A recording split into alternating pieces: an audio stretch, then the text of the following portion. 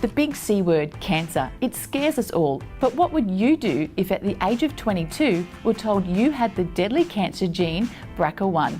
Well, today we chat with KRYSTAL Barter, founder of Pink Hope Charity, about her courageous and life-altering surgery that would wipe out her chances of getting breast or ovarian cancer.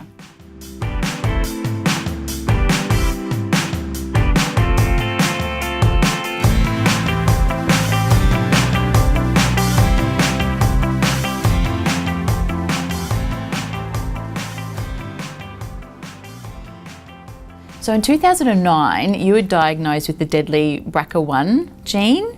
Tell me how that changed your life. So from a very young age, breast and ovarian cancer has been a huge part of my life. I was 14 when my mum was diagnosed. She was 36. My nan was diagnosed when she was 44 and my great-grandma was 68 when she passed away from cancer. So being a young woman and seeing that happen right before your eyes, and at that time there was no known gene mutations. It was just, you're an incredibly unlucky family.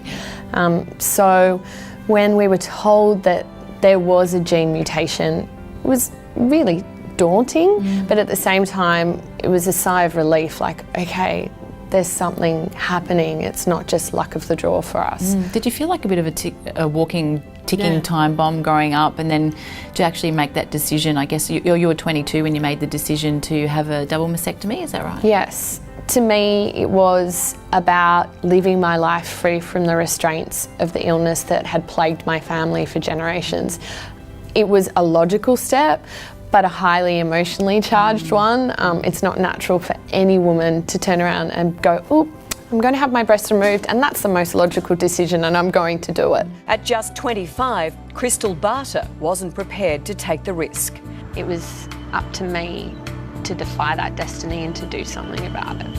After undergoing a mastectomy, she started Pink Hope, an organisation which offers support to other women facing the terrifying decision. And so out of all of this, you've created the Pink Hope charity. Yeah. Tell us a little bit about your foundation. So I was navigating the whole high-risk journey, feeling incredibly alone and isolated. There was no unique place that I could go to talk to people outside of my family. I didn't have cancer, but I felt sick. Yep. And that was a really trying time for me. I basically was going to other organisations and it was like, well, when you get cancer, we will help you. And to me, I just sat there and I was like, well, I don't want to get cancer and I need help now. I need someone to help me. And there just wasn't anything. It was very much based overseas.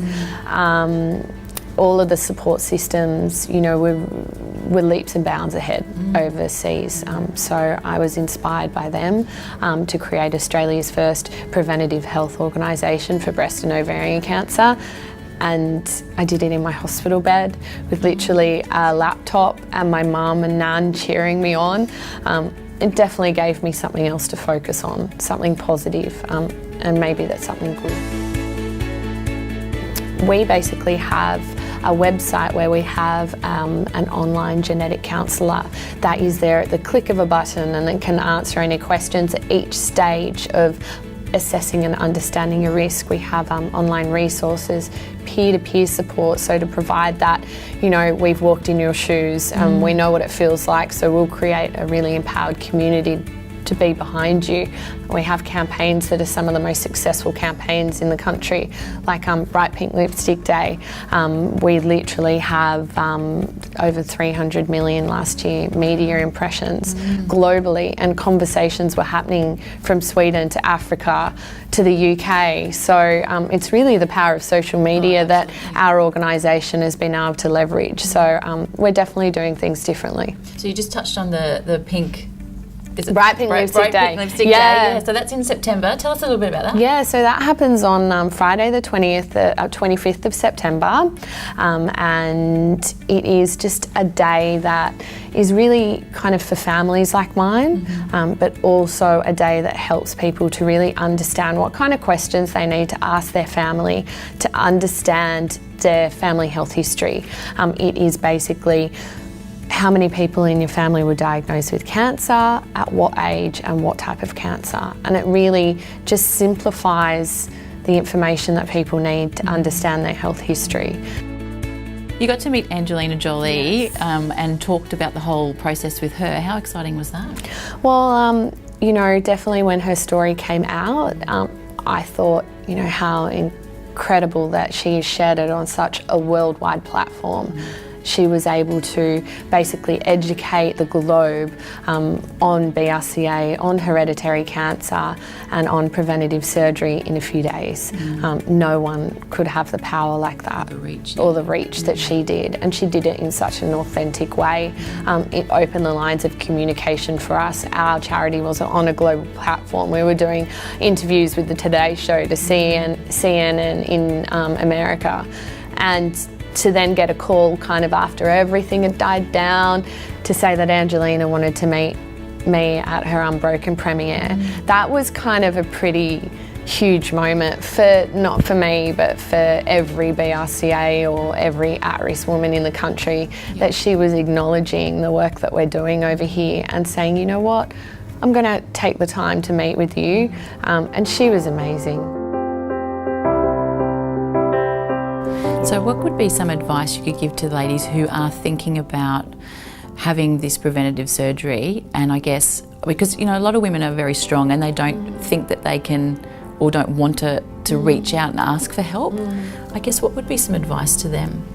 Definitely come to us. I think people need to have a really good healthcare team around them so that they are actually not overestimating their risk and not underestimating it. You really have to look at your situation as a unique situation. No one gene fault is going to be the same. If you had it, your cancer is not going to necessarily be the same that I'm going to go through. So we really have to look at each person as being unique and having the right system and healthcare system around them. Do you sit back and think, oh, you know, how proud you are of, you created, as you said, the Pink Hope charity from your hospital bed into where it is now? I don't have time. I have 3 kids, like seriously. When my mum comes and gives me a hug and says, I'm so proud of you, my darling girl, like that to me is all that I need. Yeah. No amount of awards or recognition in the media really make up for that. Like that my kids are proud that I have a job that actually means something. I'm not waking up and going to work and, you know, not seeing them and coming home and going, oh, well, what did you do today? I'm like, well, you know what, I spoke to someone and I changed their life. There's nothing more positive than that.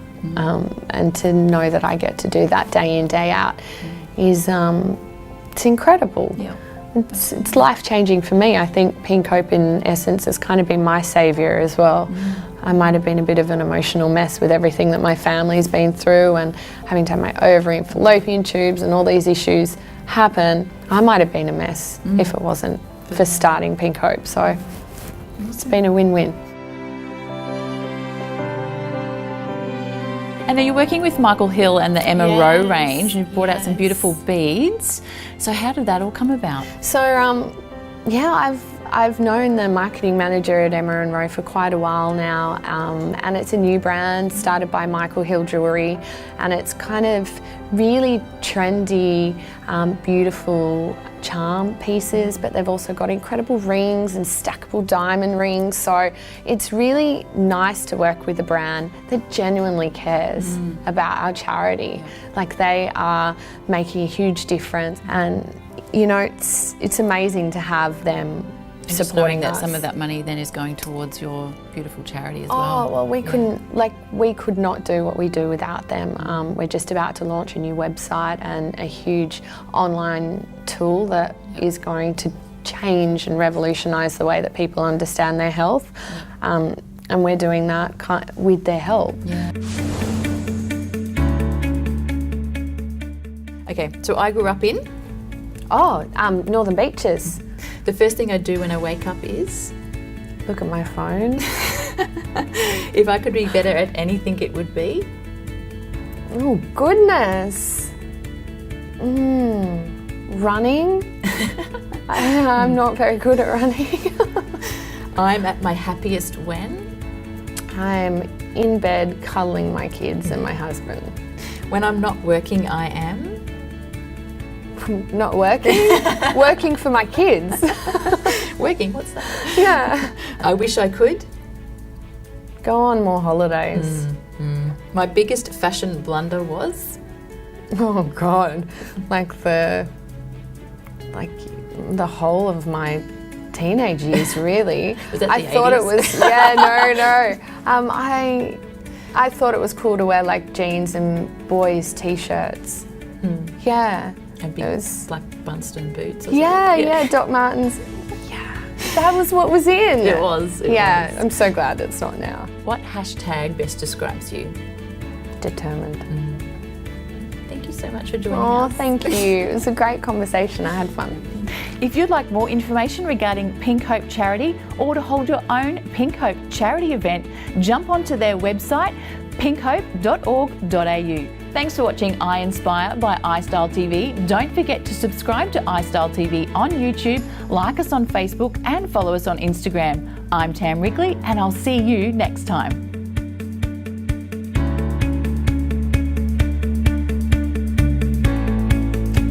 Goodness. They're good questions. My hidden talent. I can't draw. I can sing a bit. Oh, good. Yeah. Hidden talent, karaoke.